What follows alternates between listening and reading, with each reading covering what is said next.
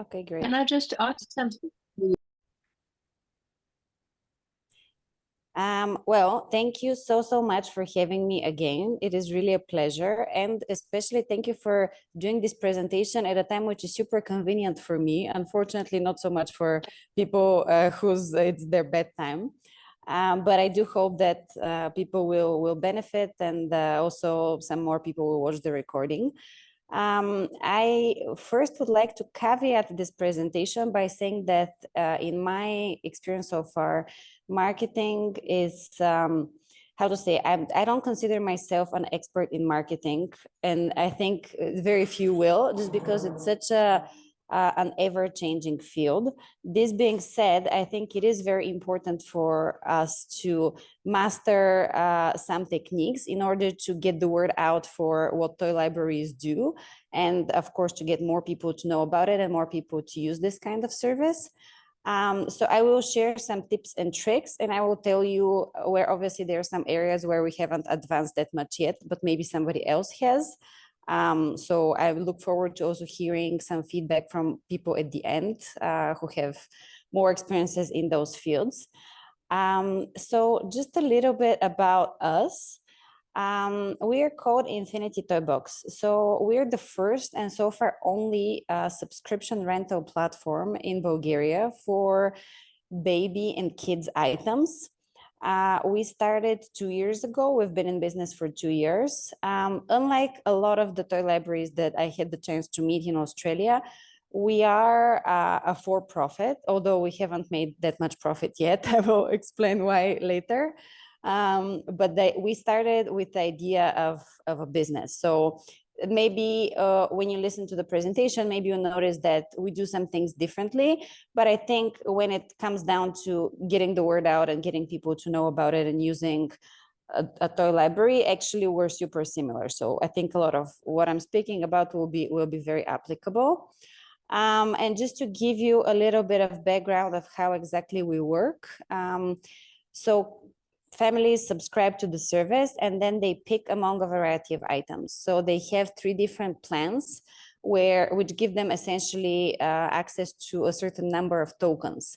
So a lot of people would either pick one big thing like climbing frame or a baby electrical chair, or there's also the kind of families that like to pick a number of smaller items. So the record we had is one family that put 18 items in their basket, all of them small value, but they just wanted to have a bunch of puzzles and books.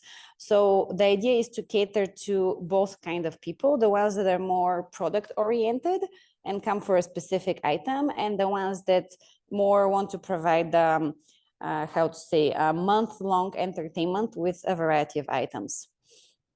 So we started, as I said, 2 years ago.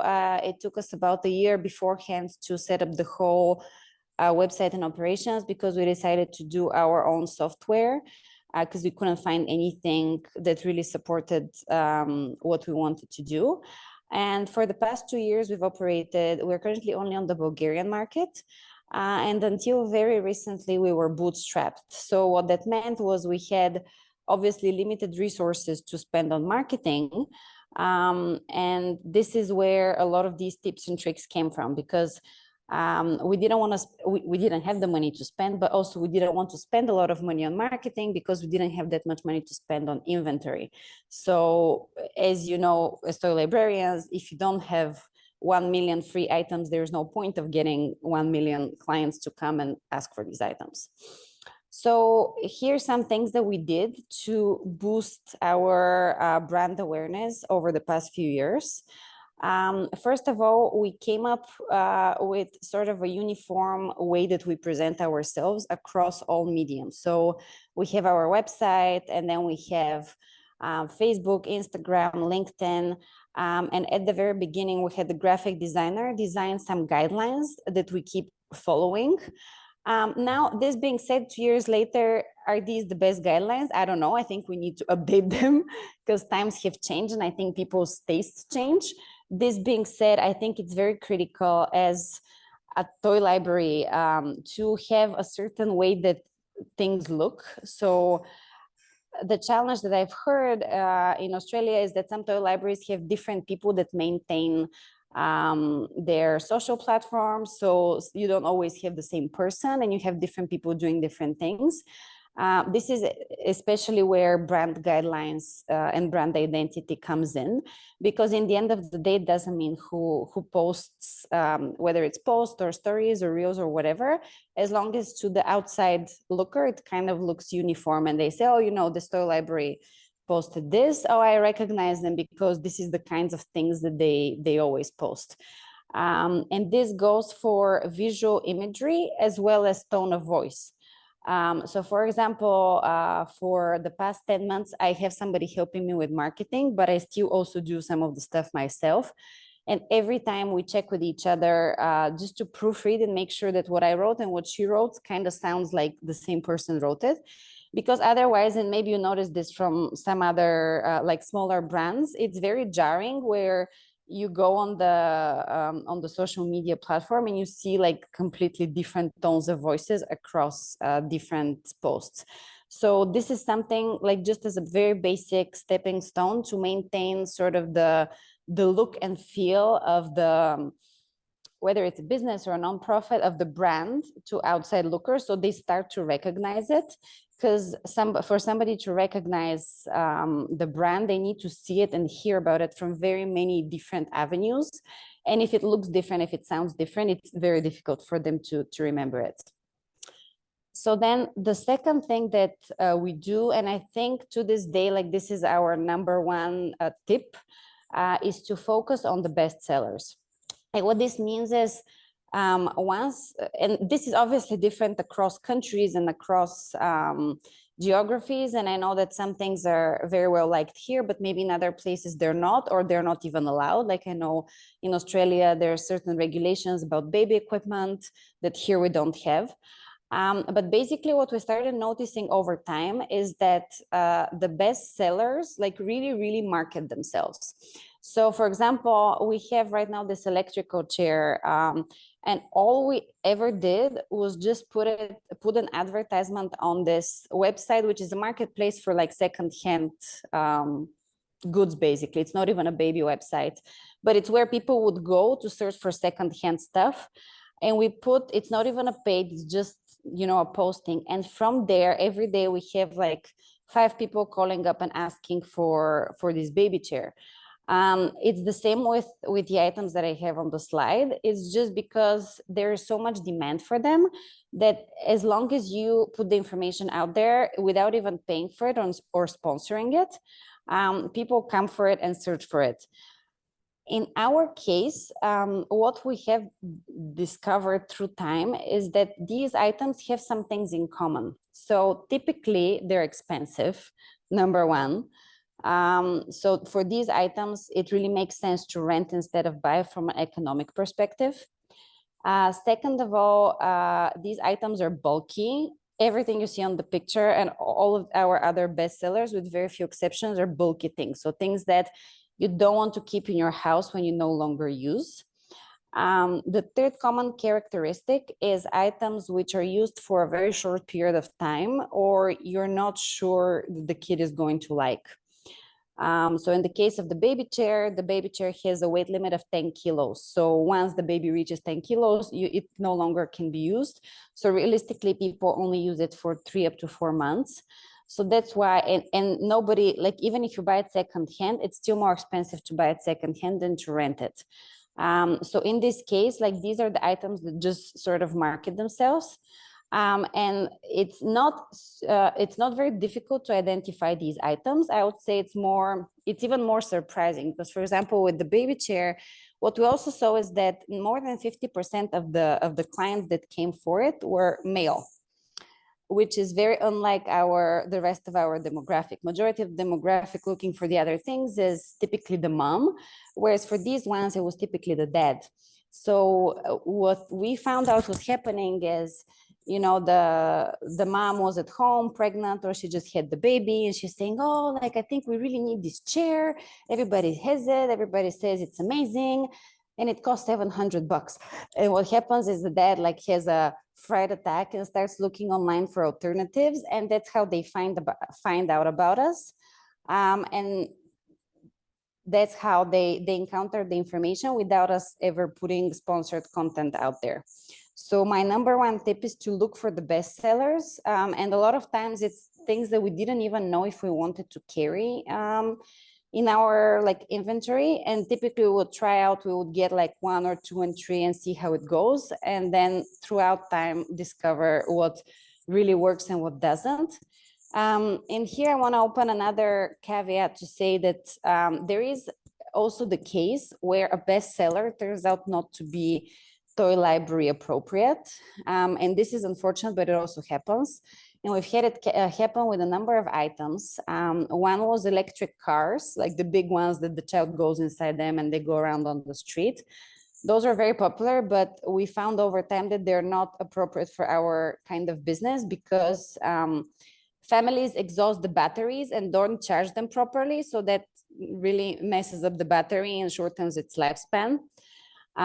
We also had inflatable castles that are not as durable as we wanted to. So with these items, I would say the best thing to do is to make the agony shorter.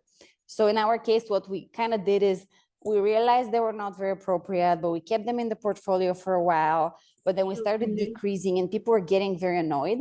So I think the best thing to do is the moment you realize that something is very well liked, but it's not library appropriate, to just stop it and not have people see it. Because otherwise they get annoyed and you know it's a hassle to maintain. So moving on to the next, and this is actually very, very easy. We have a section also for books. And so the good thing about books is there is a variety of them and they cover all kinds of different, whether it's holidays or seasons or something else that's going on. And also the good thing about books is that new ones come out all the time.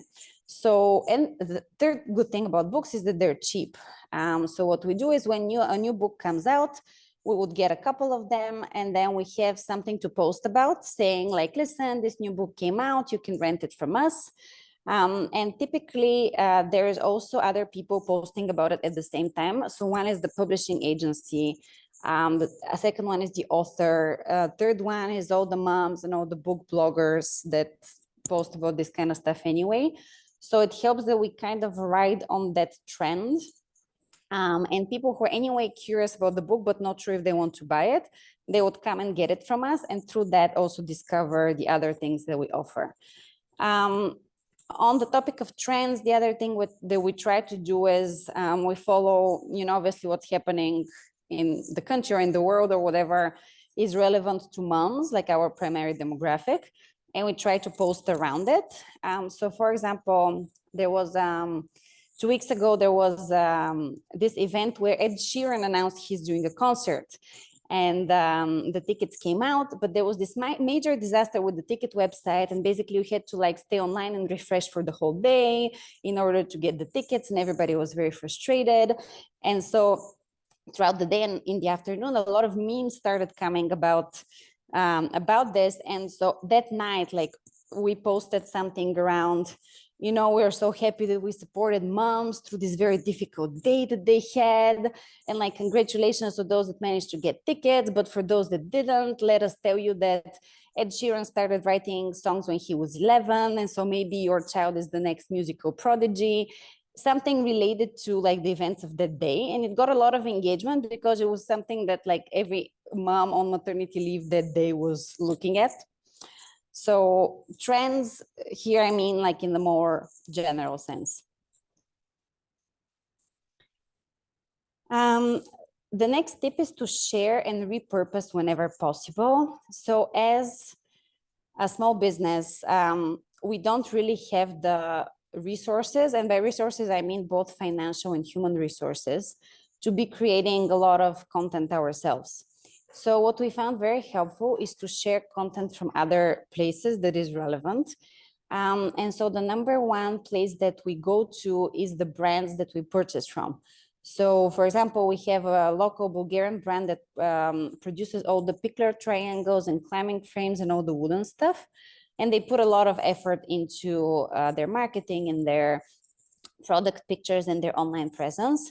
And so whenever they have something new, we just reshare it, and obviously with their permission. So the key thing here is to always ask for permission. But typically, if it's a brand that you anyway carry, you already have the permission to use their product pictures. It's very rare that, I don't think it's ever happened to us that we don't get permission to share something. And actually the brand also likes it that you share their stuff, because this way they get more exposure. Same thing goes for things that people share.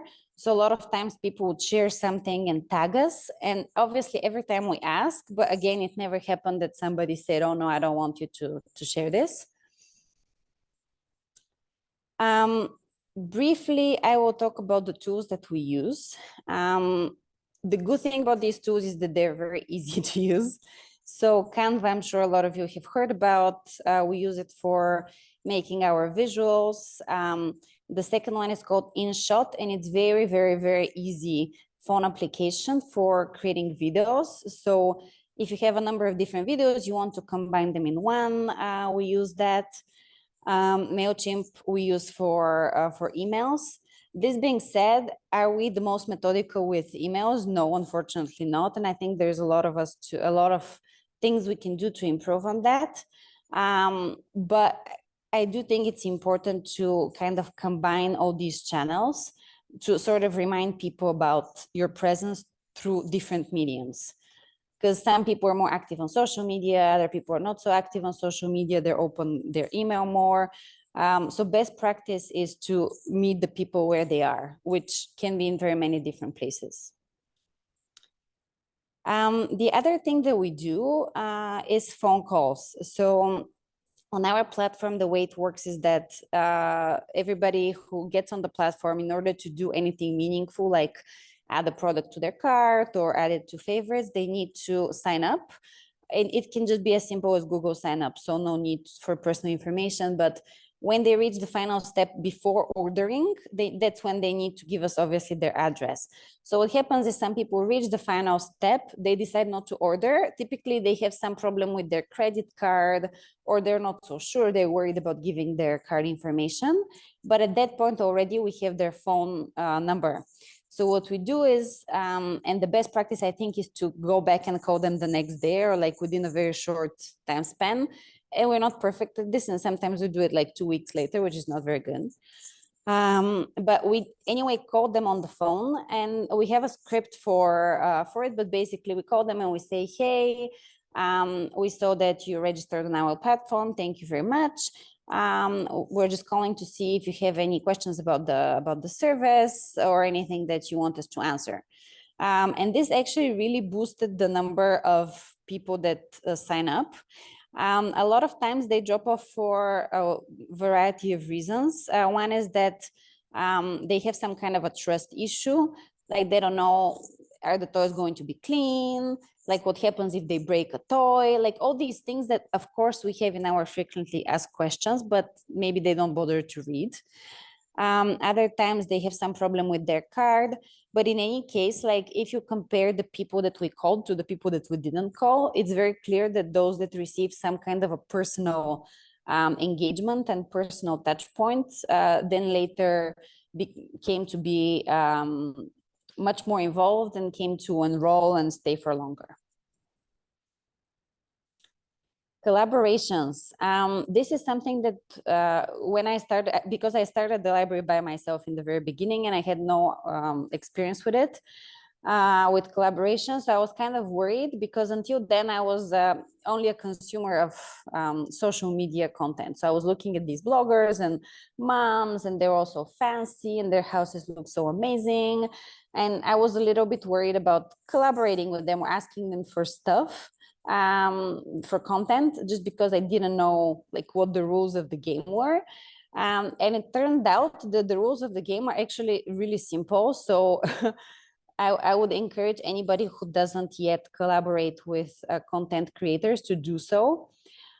So basically what we do is we identify people that we think fit our vision and our, you know, the kind of vibe that we want to get out there. So for example, if we look through somebody's social feed and we see that, I don't know, they post a lot of pictures of them drinking or smoking or something that doesn't like vibe that well with the kind of values that we try to show, maybe we opt out for them. But thankfully, even in Bulgaria, which is a small country, there is such an ample supply of content creators that we have a pipeline of like 150 going forward to choose from. So you can always like decide on somebody else. So in the very beginning, what we started doing is collaborating with micro-influencers. So micro-influencers are ones that have obviously the definition varies, but they have typically like 1, 2, 3,000, 5,000 followers, definitely not more than 10,000. So they're still at the stage where they have some following, but it's kind of small. But they are putting effort into creating content. And we approach them and we say like, hi, we would like to collaborate with you. Are you open to do a barter with us? So what that means is we give them some months free and they can post stories or posts or whatever they want about us.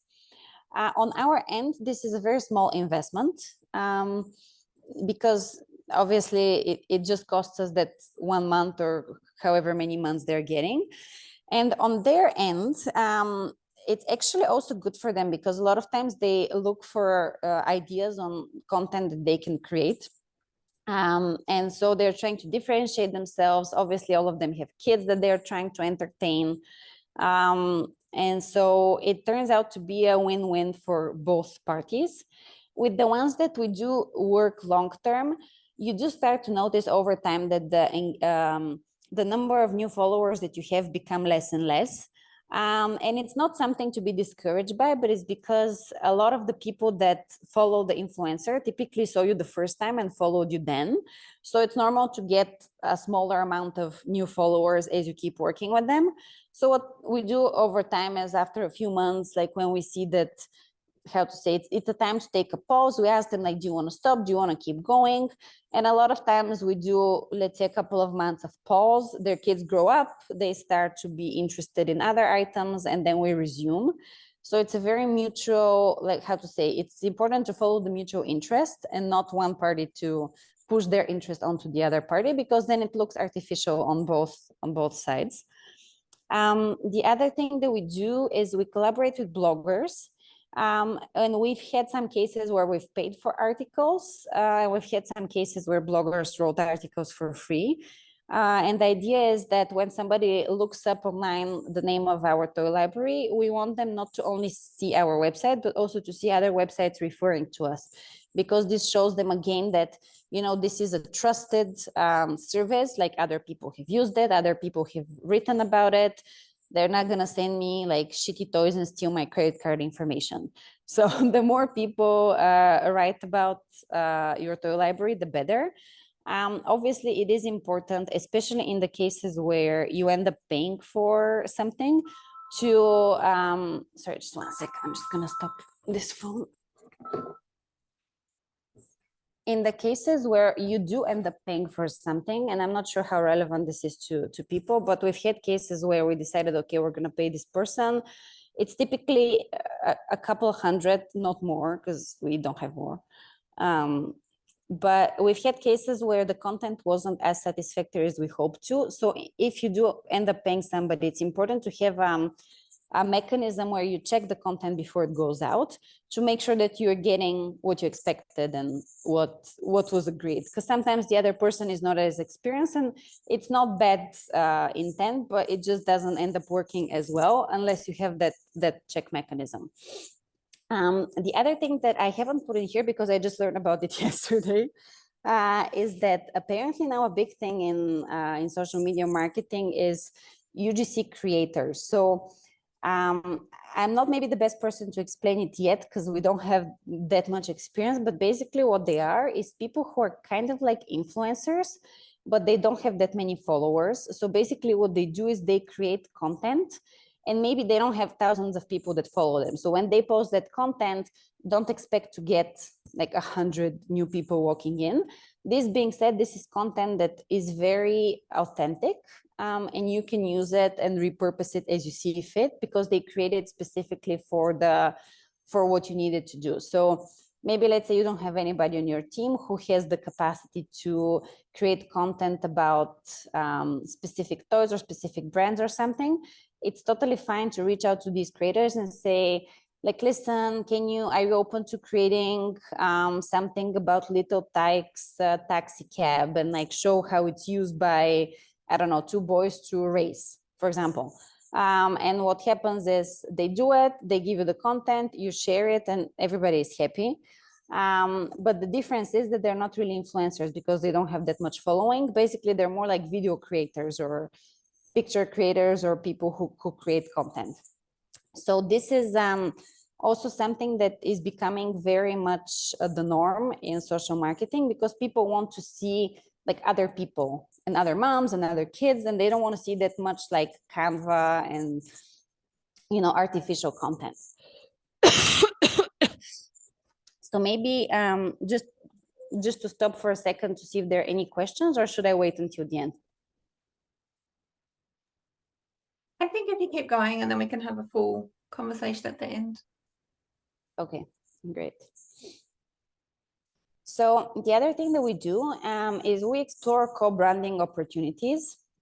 And just to take a step back and say, all of these things cost zero to nothing, like almost nothing. This being said, they take up time. So I want to be clear that I haven't yet found the perfect marketing tricks that don't require neither money nor time. They typically require one or the other or both. But my next goal is to also look really deeper into AI and ways that we can automate. And I think for some things it would be good, not so much for others. So maybe this is one of the things where it requires more time and effort, but it really pays off, is opportunities to co-brand with other businesses which are doing something similar. So for example, what we do is we offer delivery to customers within the capital, and they can order the box to arrive at their home. However, they can also order it to arrive at a hub. And what a hub is, it's a location where families with kids frequent. So it's either a family center where kids go to like develop their motor skills, or it's a place where they go to learn English, or it's a baby spa.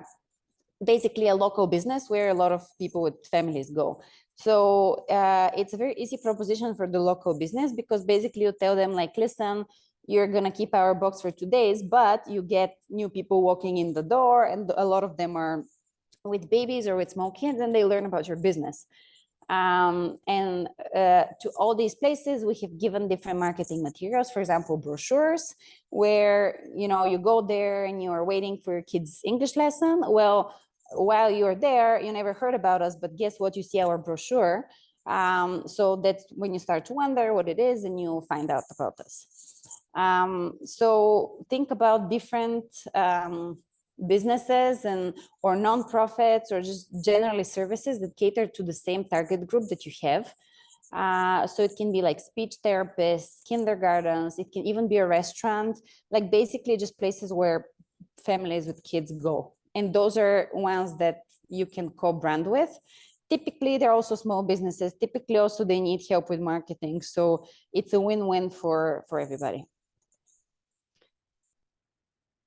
In that line of thought, the other thing that we do is we do cross-marketing with other businesses which cater to families with kids, even if they don't have like that much in common with us when you first think about it. And then when you second think about it, you say, oh yeah, it totally makes sense.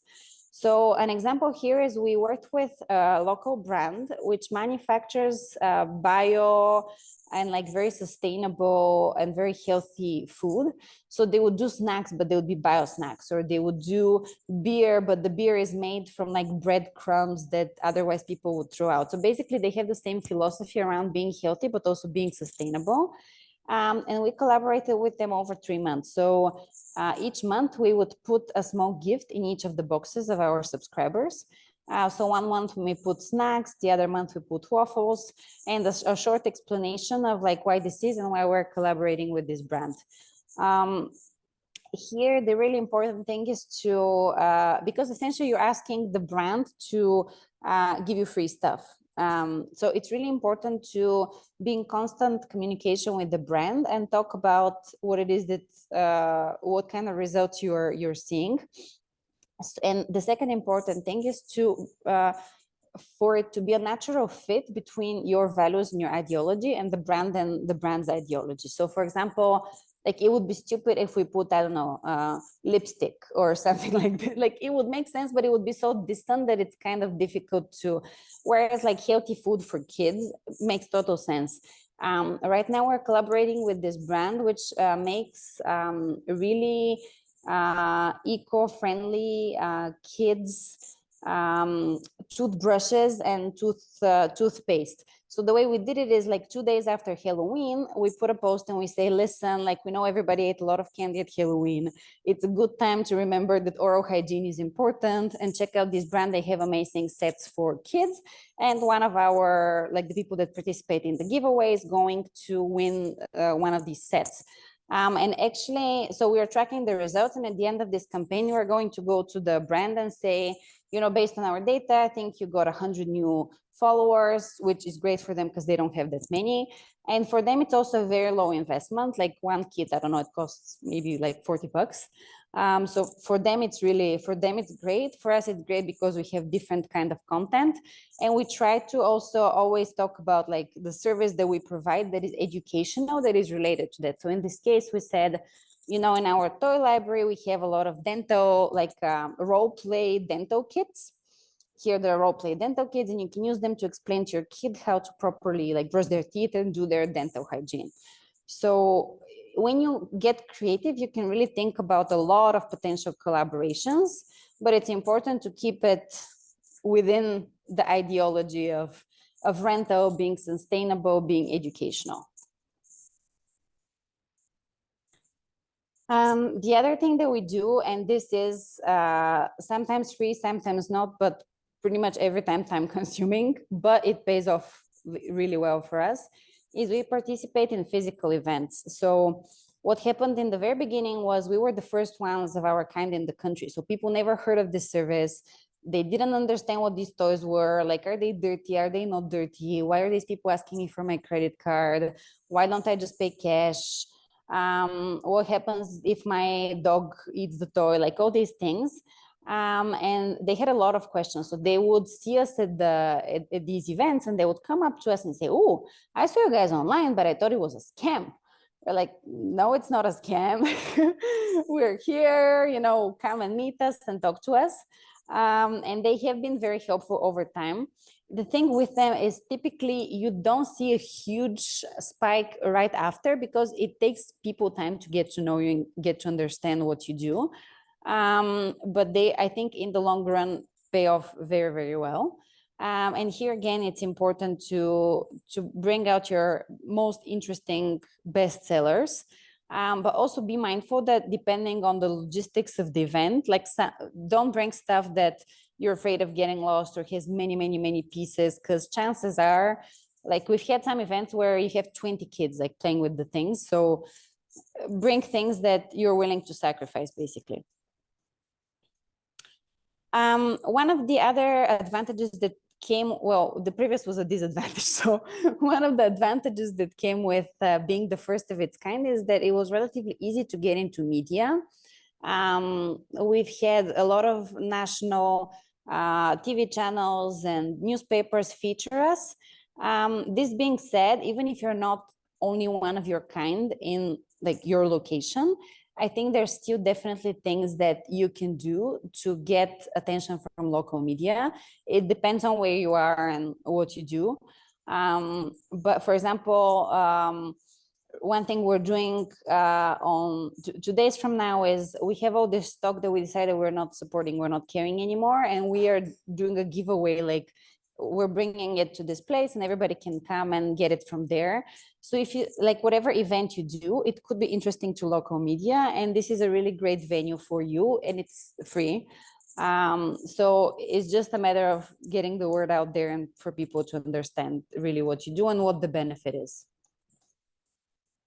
And this is an example of, so basically when I started the toy library, I had my very clear idea of who the people would be that use it. And obviously my idea was somebody like me. You know, I'm a mom who recycles and like has 1 or 2 kids and is urban and is this and is that. And over time, what I realized is that maybe I'm not representative of the majority of the people that live in the country or in the world. And there is this influencer that came to us and said, listen, you know, I like you guys, can I try to advertise you? And my initial reaction was no, because she was a very, how to say, controversial, like very influential, but kind of controversial person. She had 2 kids from 2 different guys within the span of 2 years. Like she was on these realities, just like a little too controversial for my taste. But then when I thought about it, I said, well, a lot of people do follow her, and worst case scenario, some people unfollow us because they don't like her, but maybe some other people follow her. So let's give it a try. So what ended up happening is we did give it a try. I don't know if you can see on the picture, but she is wearing like something relatively provocative for what I would have chosen to represent. But in any case, what we saw is the hugest spike, like in 2 years that we've had, came from this one lady posting a video of her baby in this electric chair. And so what we realized is that even people who fit my criteria of urban, sustainable, eco-friendly, this, they tell you they don't follow like the controversial reality stars, but a lot of them actually do, and they watch what they do and they get influenced by them without telling you. So I think as long as you don't, we try not to go too much in this direction, but it's important to realize that for the rental idea to really become mainstream, it can't only be limited to like the super sustainable people, like the super eco-friendly, super this and super that. Like really people of all kinds of walks of life need to start renting in order for us to decrease our global footprint and all of the toys that get thrown out worldwide. So my suggestion is to not limit yourselves by only looking at people like you, but to really go broader. Last but not least, I think, is to really look at the data. And thankfully, each platform that you use provides you with quite a lot of data. So for example, in social media, you can follow and see what are the most interesting things to people. So for example, in our case, what people like the most, number one is videos that show you like behind the scenes. So for example, we did a video that showed you how our truck driver collects all the boxes in the beginning of the day and then goes around the city and delivers each box. And sometimes he has to climb stairs, and sometimes like, obviously you have to ask each person that you film. So don't like post something that where you haven't asked the person. But this video, like it's not a rocket science. It's not like it required some huge like directorial guidance or anything, but people liked it a lot because it shows you like actually how things are done. Another video that got a lot of views is we just showed like how we clean one of these pools that have a lot of balls in them. So basically you like take out the balls and then you like clean the thing with a steam cleaner and then you clean the balls, and then it's again very simple, but it answered people's question of how are these things cleaned. And it was also like nice to look at because you have all these colorful balls. Maybe for you it's something else. Maybe your audience prefers like more, how to say, more prettier pictures, or they like magnetic constructors. So whenever you post something with beautiful rainbow magnetic constructors, they get crazy. Each audience is different, but over time, as you observe it, you start to learn how to cater your content to what your audience prefers. And it's really through data that this thing becomes like very, very noticeable. And now the last thing is to make people your brand ambassadors. And this, I think, no matter how much you do it, you can always do more. So for example, one thing that we discover we're not doing enough, and now we are focusing more on that, is reviews. Google reviews, Facebook reviews. In our case, also this other platform for secondhand stuff, you can also leave a review. Just like having reviews everywhere shows people it builds trustworthiness, and they need to be authentic reviews and not just like something you wrote and you asked your cousin to write it. And they need to focus on like the benefit that really people are getting from using this service. So with that being said, maybe I'm going to pause here and see what questions people have. And also if people want to share some experiences for things that work better for them, I am very curious to learn, as I think we're all in this together. So please feel free to share anything that works for you. Thank you, Boryana. I really encourage everyone to turn on their videos and turn on their microphones so that we can just have a free discussion now. That would be amazing. Just feel free to jump in and ask a question or make a comment, as Boryana said.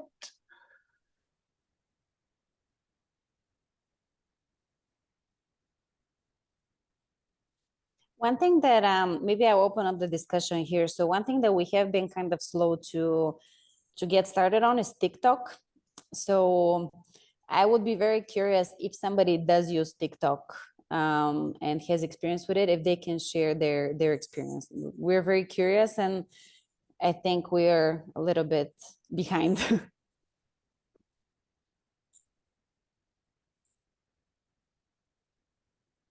I haven't seen any in Australia yet. No. I think as well, we've probably similar to you, we've had the demographic of parents that weren't in TikTok yet, but now actually we're getting people that are TikTok users that are parents as well. So yeah. Has anybody seen any cool toy library TikToks? We can all share them. I have one, but I would love to.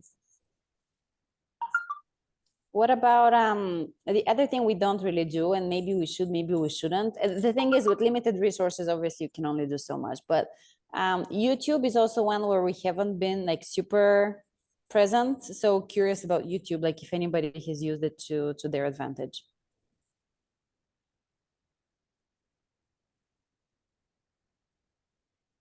Everyone's Maybe here not. to learn from you.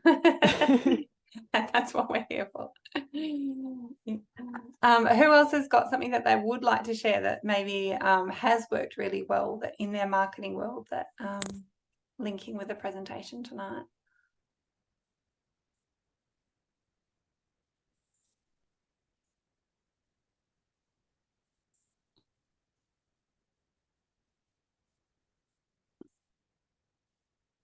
Well, you guys all must be lucky if people come to you without doing that much marketing. I think it's because, as far as I understand, a lot of other toy libraries are very local. There is the benefit that people who live there know about you. And for us, so we have a warehouse, but people don't, majority of the boxes that we ship to either ourselves to the capital, or we ship with an external provider. We have very few people who come to pick up their stuff. And those that do, we don't really take them inside the warehouse because it's a warehouse. It's not as nice as the Australian toy libraries. And we don't want them to see like all the cleaning and processing.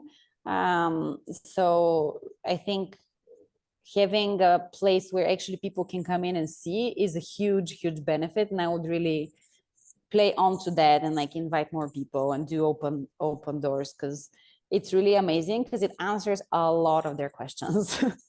Majority of our videos are just like taking pictures and videos inside the warehouse so people can get their questions answered. Whereas if they actually could come in and play with the toys because they live nearby, like I think that would be very helpful.